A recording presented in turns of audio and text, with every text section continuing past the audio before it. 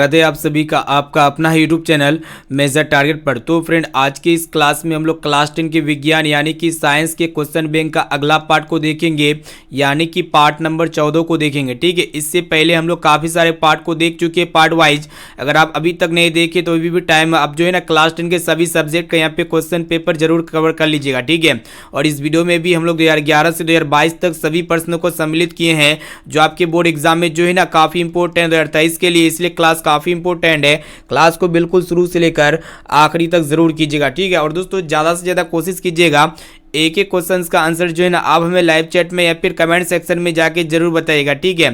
ठीक है, तो फ्रेंड फटाफट से वीडियो को लाइक कर दीजिएगा, और दोस्तों चैनल पर नए हैं ना तो प्लीज़ दोस्तों चैनल को सब्सक्राइब कर लीजिएगा। साथ में नोटिफिकेशन बेल आइकन आएगा, इसे प्रेस करके जो है ना ऑल पर जरूर सेलेक्ट कर लीजिएगा, ताकि यहाँ पे जब भी कोई लाइव क्लास हो तो आपको हमेशा नोटिफिकेशन मिलता रहे। ठीक है, और दोस्तों इस वीडियो में भी हम लोग काफ़ी महत्वपूर्ण है 30 most important previous year questions को कवर करेंगे। और दोस्तों ये सभी प्रश्न जो है ना आपका NCERT के न्यू पैटर्न पर आधारित है। ठीक है, तो फ्रेंड जो भी विद्यार्थी अभी तक हमारे व्हाट्सएप ग्रुप में नहीं जुड़े हैं तो जल्दी से फटाफट से आप मेरा व्हाट्सएप नंबर को नोट कीजिए। मेरा व्हाट्सएप नंबर है 6206076569। इस नंबर को सेव कीजिए। आप बोलिए कि सर मैं व्हाट्सएप ग्रुप में जोड़ दीजिए, तो हम जो है ना आपको व्हाट्सएप ग्रुप में जोड़ देंगे। ठीक है, और यहाँ पे क्लास को बिल्कुल शुरू से लेकर आखिरी तक जरूर कीजिएगा। क्लास काफ़ी इंपॉर्टेंट होने वाला है आपके एग्जाम के लिए। तो चलिए दोस्तों देखते हैं यहाँ पे आज का जो फर्स्ट प्रश्न है ना आपके बोर्ड एग्जाम में देख सकते हैं गत वर्ष में 22 का जो है ना दूसरा सिटिंग में पूछा जा चुका है, यानी कि 2028 के लिए जो है ना ये प्रश्न काफ़ी इंपॉर्टेंट है। तो यहाँ पे आपको बताना है कि वायुमंडल में नाइट्रोजन की मात्रा है, यानी कि वायुमंडल में नाइट्रोजन जो गैस होते हैं कितने प्रतिशत पाए जाते हैं। ठीक है, तो फ्रेंड वायुमंडल में जो नाइट्रोजन गैस होते हैं ना सबसे ज़्यादा मात्रा में पाए जाते हैं, कितने प्रतिशत पाए जाते हैं, 78% पाए जाते हैं। और दोस्तों जो आपके एग्जाम में एक प्रश्न ये पूछे जाते हैं कि वायुमंडल में जो CO2 गैस होते हैं, यानी कि जो कार्बन डाइऑक्साइड गैस होते हैं ना कितना प्रतिशत पाए जाते हैं, तो यहाँ पे 0.03% पाए जाते हैं। ठीक है, साथ में इसे भी आपको याद होना चाहिए। काफी इंपॉर्टेंट प्रश्न था ये आपके एग्जाम के लिए। अब चलिए फ्रेंड देखते हैं यहाँ पे नेक्स्ट क्वेश्चन की तरफ बढ़ चलते हैं। तो चलिए फ्रेंड देखते हैं यहाँ पे दूसरा नंबर प्रश्न जो कि आपके बोर्ड एग्जाम के लिए काफी इंपॉर्टेंट है। गत वर्ष में ये भी प्रश्न जो है ना इस वर्ष यानी कि 22 का दूसरा सिटिंग में पूछा जा चुका है। यहाँ पे आपको बताना है कि एक खाद्य श्रृंखला में तीसरे पोषी स्तर हमेशा कौन रहते हैं। काफ़ी इंपॉर्टेंट प्रश्न है। तो फ्रेंड जो खाद्य श्रृंखला होते हैं ना उसमें जो तीसरा पोषी स्तर होते हैं कौन सा होते हैं, शाकाहारी होते हैं या फिर आपका मांसाहारी होते हैं या फिर अपघटक होते हैं या फिर उत्पादक होते हैं। ठीक है, तो यहाँ पे हम आपको बता देते हैं जो खाद्य श्रृंखला होती है जो तीसरे पोषी स्तर होते हैं ना दोस्तों वो हमेशा कौन होते हैं, वही आपको बताना है। तो मांसाहारी होते हैं, यानी कि यहाँ पे बी वाला ऑप्शन जो है ना इसका बिल्कुल ही करेक्ट आंसर हो जाएगा। अब चलिए फ्रेंड देखते हैं यहाँ पे तीसरा नंबर प्रश्न जो कि आपके बोर्ड एग्जाम के लिए काफी महत्वपूर्ण है।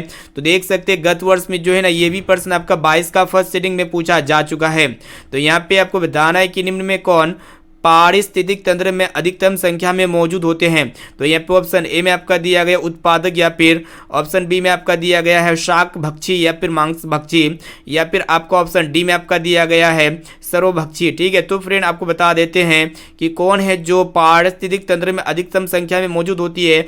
तो उत्पादक, यानी कि जो हरे पौधे होते हैं उसी को हम लोग क्या कहते हैं, उत्पादक कहते हैं। ये क्या होते हैं दोस्तों, सबसे ज़्यादा संख्या में मौजूद होते हैं। अब चलिए फ्रेंड देखते हैं यहाँ पे नेक्स्ट क्वेश्चन की तरफ बढ़ चलती है जो कि आपके बोर्ड एग्जाम के लिए काफी इंपॉर्टेंट है। गत वर्ष में जो है ना ये भी प्रश्न 22 का फर्स्ट सिटिंग यानी कि इस वर्ष आया हुआ है 2023 के लिए जो है ना काफी इंपॉर्टेंट है। यहाँ पे आपको बताना है कि तालाब जो है ना किस प्रकार का पारिस्थितिक तंत्र है। तो यहाँ पे ऑप्शन ए में आपका दिया कृत्रिम या फिर प्राकृतिक या फिर अजैविक या फिर इनमें से कोई नहीं। ठीक है, तो फ्रेंड जो तालाब होते हैं ना यह एक प्रकार का प्राकृतिक पारिस्थितिक तंत्र है, यानी कि यहाँ पे बी वाला ऑप्शन जो है ना इसका बिल्कुल ही करेक्ट आंसर हो जाएगा। अब चलिए फ्रेंड देखते हैं यहाँ पे नेक्स्ट क्वेश्चन जो कि आपके बोर्ड एग्जाम में 100% पूछे जाएंगे। देख सकते हैं गत वर्ष में 18 का दूसरा सिटिंग में पूछा जा चुका है और 22 का दूसरा सिटिंग यानी कि इस वर्ष आया हुआ है 2023 के लिए काफी इंपॉर्टेंट है। आप कोशिश कीजिएगा एक एक क्वेश्चन को अच्छी तरीके से याद करने का। तो फ्रेंड प्रश्न ये करा है कि आपको बताना है कि स्त्रियों में लिंग गुणसूत्र होते हैं। तो देख सकते हैं यहाँ पे ऑप्शन ए में आपका दिया गया XX या फिर XY या फिर दोनों, और ऑप्शन डी में आपका दिया गया इनमें से कोई नहीं। ठीक है, तो फ्रेंड स्त्रियों में जो लिंग गुणसूत्र होते हैं ना, क्या होते हैं, XX होते हैं। इसे आपको याद होना चाहिए, यानी कि यहाँ पे ए वाला ऑप्शन जो है ना बिल्कुल ही करेक्ट आंसर हो जाएगा। और दोस्तों आपके एग्जाम में एक प्रश्न पूछे आते हैं कि मनुष्य में लिंग गुणसूत्रों की संख्या कितनी होती है, तो 46 होती है। साथ में इसे भी आपको याद होना चाहिए। चलिए देखते हैं यहाँ पे नेक्स्ट क्वेश्चन जो कि आपके बोर्ड एग्जाम के लिए काफी इंपॉर्टेंट है। तो फ्रेंड प्रश्न ये करा है कि आपको बताना है कि मानव का उद्भव, यहाँ पे देखिएगा मानव का उद्भव कहाँ हुआ था, यानी कि यहाँ पे ऑप्शन ए में आपका दिया अमेरिका में या फिर अफ्रीका में या फिर इंडोनेशिया में या फिर ऑस्ट्रेलिया में। ठीक है, तो फ्रेंड मानव का जो उद्भव हुआ था ना, कहाँ पे हुआ था, अफ्रीका में हुआ था। और दोस्तों मानव का जो सबसे निकट संबंधी कौन है, चिंपैंजी है, जो अफ्रीका का है। यहाँ पे बी वाला ऑप्शन जो है ना बिल्कुल ही करेक्ट आंसर हो जाएगा। देख सकते हैं गत वर्ष में जो है ना 2022 का फर्स्ट सीटिंग में पूछा जा चुका है, यानी कि 2028 के लिए भी प्रश्न जो है ना काफी इंपॉर्टेंट है। इसलिए कोशिश कीजिएगा यहाँ पे जितने भी विद्यार्थी है ना, सभी प्रश्न का आंसर यहाँ पे जो है ना आप हमें लाइव चैट में कमेंट बॉक्स में जरूर बताइएगा। ठीक है, इससे हमको ये पता चलेगा कि आपका तैयारी काफी अच्छी तरीके से चल रही है। और दोस्तों जो भी विद्यार्थी अभी तक इस क्लास को लाइक नहीं किया ना, तो जल्दी से आप फटाफट से क्लास को लाइक कर दीजिएगा। अब चलिए फ्रेंड देखते हैं यहाँ पे नेक्स्ट क्वेश्चन की तरफ बढ़ चलते हैं, जो कि बहुत इंपॉर्टेंट है। देख सकते हैं प्रश्न ये करा है कि भ्रूण का विकास होता है। तो गत वर्ष में ये भी प्रश्न जो है ना 22 का दूसरा सीटिंग में पूछा जा चुका है। तो यहाँ पे ऑप्शन ए में आपका दिया गया अंडाशय में या फिर योनि में या फिर गर्भाशय में या फिर फेलोपियन ट्यूब में। ठीक है, तो फ्रेंड ये जो भ्रूण होते हैं ना, इसका विकास कहाँ पे होता है वही आपको बताना है। तो गर्भाशय में होता है, यानी कि यहाँ पे इसका सी वाला ऑप्शन जो है ना बिल्कुल ही करेक्ट आंसर हो जाएगा। चलिए फ्रेंड देखते हैं यहाँ पे नेक्स्ट क्वेश्चन जो कि बोर्ड एग्जाम के लिए काफी महत्वपूर्ण है। ये भी प्रश्न जो है ना 22 का फर्स्ट सीटिंग में पूछा जा चुका है। यहाँ पे आपको बताना है कि निम्नलिखित में कौन लैंगिक जनन संचारित रोग है। ठीक है, तो देख सकते हैं यहाँ पे ऑप्शन ए में आपका दिया गया है आंत्र जवड़ या फिर सुजाग या फिर एड्स, और ऑप्शन डी में आपका दिया गया है बी और सी दोनों। ठीक है, तो फ्रेंड यहाँ पे जो लैंगिक जनन संचारित रोग होंगे ना, क्या क्या होंगे, सुजाग हो जाएंगे और एड्स हो जाएंगे, यानी कि ये दोनों जो है ना लैंगिक जनन संचारित रोग है। यहाँ पे डी वाला ऑप्शन जो है ना बिल्कुल ही करेक्ट आंसर हो जाएगा। अब चलिए फ्रेंड देखते हैं यहाँ पे नेक्स्ट क्वेश्चन की तरफ बढ़ चलते हैं, जो कि आपके बोर्ड एग्जाम के लिए बहुत इंपॉर्टेंट है। यहाँ पे आपको बताना है कि मानव में नर जनन ग्रंथि कहलाता है। ठीक है, मानव में नर जनन ग्रंथि क्या कहलाता है। देख सकते हैं 22 का जो है ना फर्स्ट सीटिंग में पूछा जा चुका है। तो यहाँ पे ऑप्शन ए में आपका दिया गया है विरसन या फिर अधिविरसन या फिर शुक्राशय, और ऑप्शन डी में आपका दिया गया है शुक्र जनन नलिका। ठीक है, तो फ्रेंड मानव में जो नर जनन ग्रंथि क्या कहलाते हैं वही आपको बताना है। तो विरसन कहलाते हैं, इसे आपको याद होना चाहिए। और दोस्तों आपके एग्जाम में एक प्रश्न नहीं पूछे आते हैं कि शुक्राणु का निर्माण कहाँ पे होता है, तो विरसन में होता है, यानी कि इसका ए वाला ऑप्शन जो है ना बिल्कुल ही करेक्ट आंसर हो जाएगा। चलिए देखते हैं यहाँ पे नेक्स्ट क्वेश्चन जो कि गत वर्ष में 22 का दूसरा सीटिंग में पूछा जा चुका है।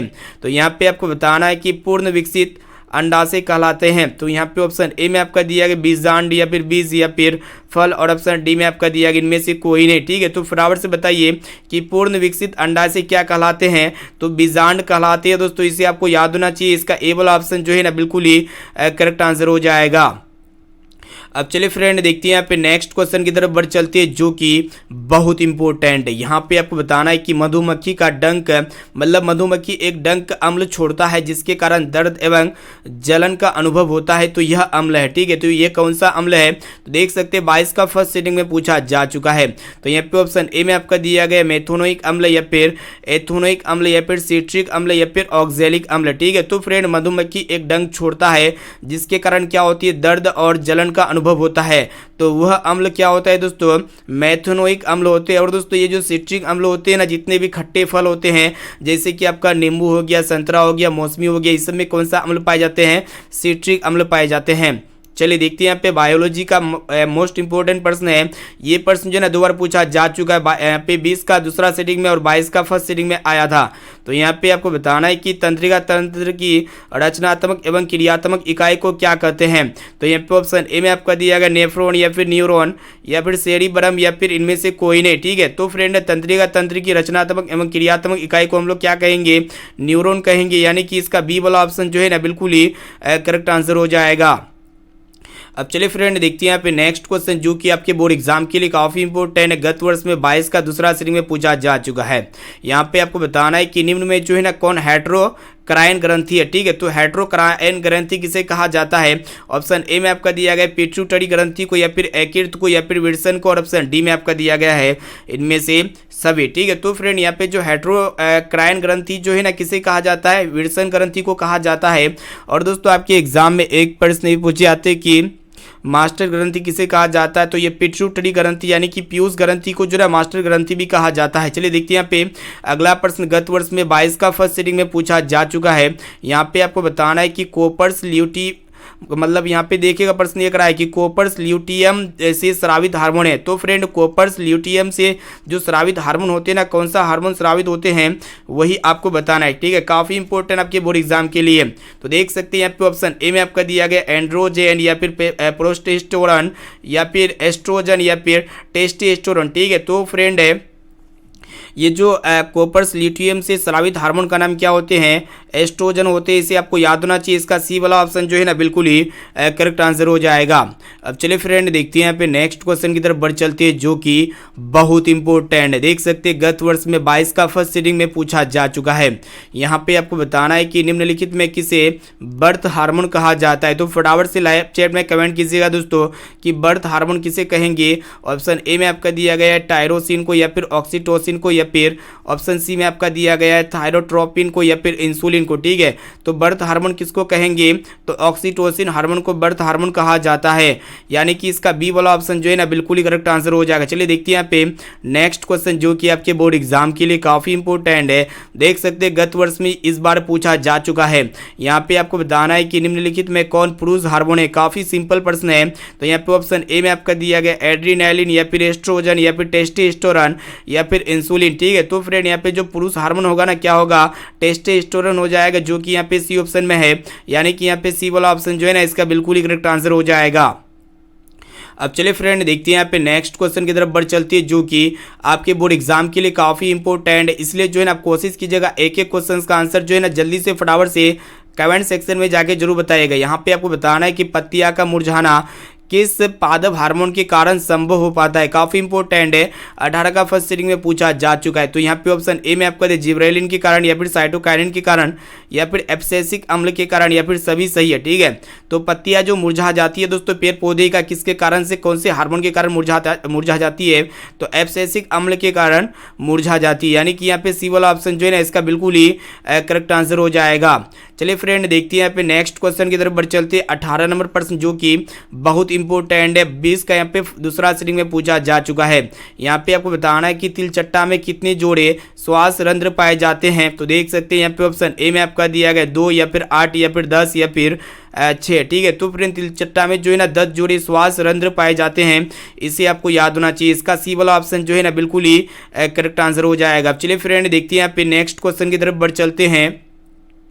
तो फ्रेंड ये भी प्रश्न जो ना गत वर्ष में देख सकते हैं 22 का दूसरा सीटिंग में आया हुआ है। तो यहाँ पे आपको बताना है कि प्रकाश संश्लेषण की क्रिया होती है, यानी कि प्रकाश संश्लेषण की क्रिया किस में होती है? कवकों में होती है, या फिर जंतुओं में होती है, या फिर हरे पौधों में होती है, या फिर परजीवी में होती है, ठीक है। तो फ्रेंड प्रकाश संश्लेषण की जो क्रिया होती है ना हरे पौधों में होती है। और दोस्तों जो हरे पौधे होते हैं ना, पेड़ पौधे के जो पत्तियां होती है हरे, किसके कारण से दिखाई पड़ते हैं? तो क्लोरोफिल के कारण से दिखाई पड़ते हैं। चलिए देखते हैं यहाँ पे नेक्स्ट क्वेश्चन, जो कि आपके बोर्ड एग्जाम के लिए बहुत इंपॉर्टेंट है। देख सकते हैं यहाँ पे 20 का जो ना दूसरा सीटिंग में पूछा गया था। तो यहाँ पे आपको बताना है कि निम्न में सबसे तेज हृदय धड़कने, मतलब धड़कन किसका होता है, ठीक है। तो फ्रेंड सबसे तेज हृदय धड़कन जो होते हैं ना किसके होते हैं? व्हेल के होते हैं, या फिर चूहा के होते हैं, या फिर हाथी के होते हैं, या फिर आदमी के होते हैं, ठीक है। काफी सिंपल प्रश्न है। तो सबसे तेज हृदय धड़कन जो होंगे ना दोस्तों किसका हो जाएंगे? चूहा का हो जाएंगे, यानी कि यहाँ पे बी वाला ऑप्शन जो है ना इसका बिल्कुल ही करेक्ट आंसर हो जाएगा। अब चलिए फ्रेंड देखते हैं यहाँ पे नेक्स्ट क्वेश्चन को देखिएगा। देख सकते हैं गत वर्ष में जो है ना 20 का दूसरा सीटिंग में आया हुआ है। तो यहाँ पे आपको बताना है कि निम्न में सबसे तेज हृदय धड़कन किसका होता है? तो ये प्रश्न जो है ना हम आपको अभी भी बताए, तो इसका राइट आंसर यहाँ पे ऑप्शन में नहीं, ये प्रश्न जो है ना गलत हो गया मिस्टेक से। चलिए देखते हैं यहाँ पे नेक्स्ट क्वेश्चन की तरफ बढ़ चलती है, जो कि बहुत इंपॉर्टेंट है। देख सकते हैं गत वर्ष में 2 बार पूछा जा चुका है, 20 का दूसरा सीटिंग में और यहाँ पे 22 का दूसरा सीटिंग, यानी कि इस वर्ष आया हुआ है। तो यहाँ पे आपको बताना है कि पौधों में उत्सर्जी पदार्थ है। तो यहाँ पे देख सकते हो ऑप्शन ए में आपका दिया गया गोंद या फिर टैनिन या फिर रेजिन या फिर इनमें से सभी। तो फ्रेंड पौधे में जो उत्सर्जी पदार्थ होते हैं क्या क्या होते हैं, गोंद होते हैं, टैनिन होते हैं और रेजिन होते हैं, यानी कि ये सभी क्या होते हैं, पौधे का प्रमुख उत्सर्जी पदार्थ होते हैं। इसलिए यहाँ पे डी वाला ऑप्शन जो है ना इसका बिल्कुल ही करेक्ट आंसर हो जाएगा। अब चलिए फ्रेंड देखते हैं यहाँ पे नेक्स्ट क्वेश्चन जो कि बहुत इंपॉर्टेंट है। गत वर्ष में ये भी प्रश्न जो है ना पे 20 का दूसरा श्रेणी में आया हुआ है। तो यहाँ पे आपको बताना है कि अमीबा में अधिकांश पोषण कैसा होता है। तो यहाँ पे ऑप्शन ए में आपका दिया गया है शाकाहारी या फिर अंतर्ग्रहण या फिर सर्वाहारी या फिर स्वपोषण। ठीक है, तो फ्रेंड जो अमीबा होते हैं ना उसमें अधिकांश जो पोषण होते हैं ना अंतर्ग्रहण के द्वारा वो पोषण करते हैं। ठीक है, यानी कि यहाँ पे बी वाला ऑप्शन जो है ना बिल्कुल ही करेक्ट आंसर हो जाएगा। और दोस्तों द्विखंडन किसमें होते हैं, तो यही अमीबा में क्या होते हैं, द्विखंडन होते हैं। चलिए देखते हैं यहाँ पे 24 नंबर प्रश्न जो कि आपके बोर्ड एग्जाम के लिए काफी इंपॉर्टेंट है। तो फ्रेंड प्रश्न एक रहा है कि आपको बताना है कि मनुष्य में विवृक एक तंत्र का भाग है जो संबंधित है। तो यहाँ पे ऑप्शन ए में आपका दिया गया पोषण से या फिर शोषण से या फिर उत्सर्जन से या फिर परिवहन से। ठीक है, तो फ्रेंड मनुष्य में विवृक एक तंत्र का भाग होते हैं जो किससे संबंधित होते हैं, उत्सर्जन से संबंधित होते हैं। यानी कि इसका सी वाला ऑप्शन जो है ना बिल्कुल ही करेक्ट आंसर हो जाएगा। देख सकते हैं ये भी प्रश्न जो है ना 22 का एग्जाम में पूछा जा चुका है। अब चलिए फ्रेंड देखते हैं यहाँ पे नेक्स्ट क्वेश्चन की तरफ बढ़ चलते हैं। 25 नंबर प्रश्न जो कि गत वर्ष में 18 का फर्स्ट सीटिंग में पूछा जा चुका 2023 के लिए काफी इंपॉर्टेंट है। तो यहाँ पे आपको बताना है कि पादप में जाइलम उत्तरदायी है। तो फ्रेंड पादप में जो जाइलम उत्तरदायी होते हैं किसके लिए होते हैं, जल का वहन के लिए होते हैं। ठीक है, और दोस्तों आपके एग्जाम में एक प्रश्न नहीं पूछे आते कि पादप में फ्लोएम उत्तरदायी होते हैं तो भोजन का वहन के लिए होते हैं। चलिए देखते हैं यहाँ पे 26 नंबर प्रश्न जो कि आपके बोर्ड एग्जाम के लिए काफी इंपॉर्टेंट है। यहाँ पे आप कोशिश कीजिएगा एक एक क्वेश्चन का आंसर जो है ना फटाफट से कमेंट जरूर कीजिएगा। तो फ्रेंड ये भी प्रश्न गत वर्ष में 2 बार पूछा जा चुका है। 15 का यहाँ पे फर्स्ट सीटिंग में आया हुआ था और यहाँ पे 16 का दूसरा सीटिंग में पूछा जा चुका है। तो यहाँ पे आपको बताना है कि स्वपोषी पोषण के लिए आवश्यक है। तो फ्रेंड स्वपोषी पोषण के लिए क्या क्या आवश्यक होते हैं, तो सभी को पता होना चाहिए। कार्बन डाइऑक्साइड होते हैं, जल होते हैं, क्लोरोफिल होते हैं, सूर्य का प्रकाश, यानी कि ये सभी किसके लिए आवश्यक होते हैं, स्वपोषी पोषण के लिए आवश्यक होते हैं। इसलिए यहाँ पे डी वाला ऑप्शन जो है ना इसका बिल्कुल ही राइट आंसर हो जाएगा। चलिए फ्रेंड देखते हैं यहाँ पे नेक्स्ट क्वेश्चन की तरफ बढ़ चलते हैं जो कि बहुत इंपॉर्टेंट है। देख सकते हैं गत वर्ष में 22 का यहाँ पे दूसरा सीटिंग में पूछा जा चुका है। यहाँ पे आपको बताना है कि लैटेक्स सामान्यतः कहाँ पाया जाता है। तो यहाँ पे ऑप्शन ए में आपका दिया पीपल में या फिर पीला कनेर में या फिर बरगद में या फिर इनमें से सभी में। ठीक है, तो फ्रेंड जो लैटेक्स होते हैं ना किस किस में पाए जाते हैं, पीपल में पाए जाते हैं, उसके बाद पीला कनेर में पाए जाती है, बरगद में पाई जाती है, ये सभी में क्या पाए जाते हैं, लैटेक्स पाए जाते हैं। यानी कि इसका डी वाला ऑप्शन जो है ना बिल्कुल ही करेक्ट आंसर हो जाएगा। अब चलिए फ्रेंड देखते हैं यहाँ पे नेक्स्ट क्वेश्चन। यहाँ पे आपको बताना है कि मानव हृदय में पाए जाते हैं, यानी कि मानव हृदय में जो है ना कितने वेशम पाए जाते हैं, 3 वेशम या फिर 4 वेशम या फिर 5 वेशम या फिर 2 वेशम। तो फटाफट से राइट आंसर बताइए, इसका राइट आंसर क्या होना चाहिए। तो फ्रेंड मानव हृदय में कितने वेशम पाए जाते हैं, तो 4 वेशम पाए जाते हैं, इसे आपको याद होना चाहिए। इसका जो है ना बी वाला ऑप्शन जो है ना बिल्कुल ही राइट आंसर हो जाएगा। अब चलिए फ्रेंड देखते हैं यहाँ पे नेक्स्ट क्वेश्चन की तरफ बढ़ चलती है जो कि बहुत इंपॉर्टेंट है। यहाँ पे आपको बताना है कि मानव मूत्र में यूरिया की प्रतिशत मात्रा होती है, यानी कि मानव मूत्र में जो है ना यूरिया कितने प्रतिशत पाई जाती है। ये भी प्रश्न जो है ना 22 का दूसरा सीटिंग यानी कि इस वर्ष आया हुआ था।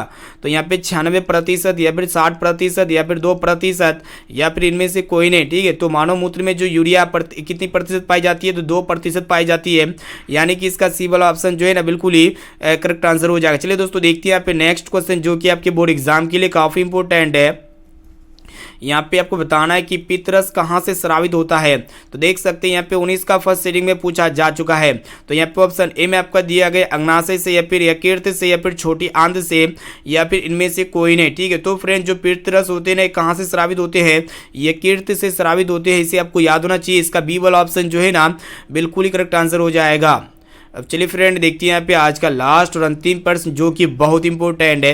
देख सकते हैं 22 का दूसरा सीटिंग में आया हुआ है। तो यहाँ पे आपको बताना है कि गाढ़ कोशिका की कौन सी भित्ति मोटी होती है। तो देख सकते हैं यहाँ पे ऑप्शन ए में आपको दे भीतरी या फिर बाहरी या फिर पार्श्व मतलब साइड वाला या फिर इनमें से सभी। ठीक है, तो फ्रेंड जो गाढ़ कोशिका होती है ना इसकी कौन सी भित्ति मोटी होती है, तो ये भीतरी वाली भित्ति क्या होती है दोस्तों, मोटी होती है, इसे आपको याद होना चाहिए। इसका जो है ना ए वाला ऑप्शन जो है ना बिल्कुल ही करेक्ट आंसर हो जाएगा। तो फ्रेंड यहाँ पे हम जो है ना फाइनली क्लास 10 के साइंस के क्वेश्चन बैंक 14 नंबर पार्ट में जो है ना काफ़ी महत्वपूर्ण प्रीवियस ईयर क्वेश्चंस को देख चुके हैं। इससे पहले भी हम लोग काफ़ी सारे पार्ट को देख चुके हैं। अगर आप सभी पार्ट को नहीं पढ़े हैं तो आप प्लेलिस्ट में जाके जरूर पढ़ लीजिएगा, ठीक है, क्योंकि सभी पार्ट में हम ऐसे ऐसे वस्तुनिष्ठ प्रश्न को लेके आ चुके हैं। अगर आप ये क्वेश्चन बैंक के सभी पार्ट को देख लेते, पढ़ लेते अच्छी तरीके से ना, तो आपके बोर्ड एग्जाम में काफ़ी सारे प्रश्न जो है ना इसी क्वेश्चन बैंक से आएंगे। आपको पता होना चाहिए जो प्रीवियस ईयर क्वेश्चन बैंक होते हैं ना, उससे 70 से 80% जो है ना आपके एग्जाम में डायरेक्ट देखने को मिलेगा, ठीक है। इसलिए आप सभी क्वेश्चंस को अच्छी तरीके से याद कर लीजिएगा। और दोस्तों इनके साथ साथ आपको ये भी बताना है कि 30% में से आपको कितना परसेंट का सही और सटीक आंसर याद है। इसका जवाब जो है ना जल्दी से आप हमें कमेंट सेक्शन में जाके जरूर बता दीजिएगा। और दोस्तों इनके साथ साथ ये डब्ल्यू क्वेश्चन का आंसर क्या लगता है कि किस दर्पण द्वारा प्रतिबिंब सीधा और छोटा होता है। तो ये क्वेश्चन हम जो है ना प्रीवियस मतलब पिछला वाले वीडियो में पढ़ा चुके हैं। तो यहाँ पे उत्तल दर्पण में या फिर अवतल दर्पण में या फिर समतल दर्पण में या फिर इनमें से कोई नहीं। तो इसका आंसर जो भी लगता है तो जल्दी से कमेंट सेक्शन में जाके आप हमें जरूर बताइएगा। और दोस्तों जो भी विद्यार्थी अभी तक हमारे व्हाट्सएप ग्रुप में नहीं जुड़े हैं तो फटाफट से आप मेरा व्हाट्सएप नंबर को नोट कर सकते हैं। मेरा व्हाट्सएप नंबर है 6206076569। इस नंबर को सेव कीजिए। आप बोलिए कि सर हमें व्हाट्सएप ग्रुप में जोड़ दीजिए, तो हम जो है ना आपको व्हाट्सएप ग्रुप में जोड़ देंगे, ठीक है। और दोस्तों इस वीडियो को अपने दोस्तों में ज़्यादा से ज़्यादा शेयर कीजिए ताकि वो भी जो है ना बोर्ड एग्जाम की तैयारी काफ़ी अच्छी तरीके से कर सके, ठीक है। तो फिर मिलती है यहाँ पे अगली क्लास में। तो क्लास का टाइम को नोट कीजिए। तो यहाँ पे रात्रि में तो 9 बजे डेली क्लास होता ही होता है, ठीक है। और इनके साथ साथ यहाँ पे दोपहर में 1 बजे क्लास होती है और यहाँ पे शाम 6 बजे क्लास होती है। तो तीनों क्लास को आप जरूर कीजिएगा, ठीक है, डेली प्रत्येक दिन जरूर कीजिएगा। प्रत्येक दिन यहाँ पे क्लास चलती है। तो फिर मिलती है यहाँ पे कल 1 बजे दोपहर वाला क्लास में। दोस्तों जब तक आप अपना पढ़ाई कीजिए, ध्यान दीजिए पढ़ाई में। फिर मिलती है यहाँ पे कल वाले क्लास में। आज के लिए इतना है दोस्तों, थैंक यू, वंदे मातरम।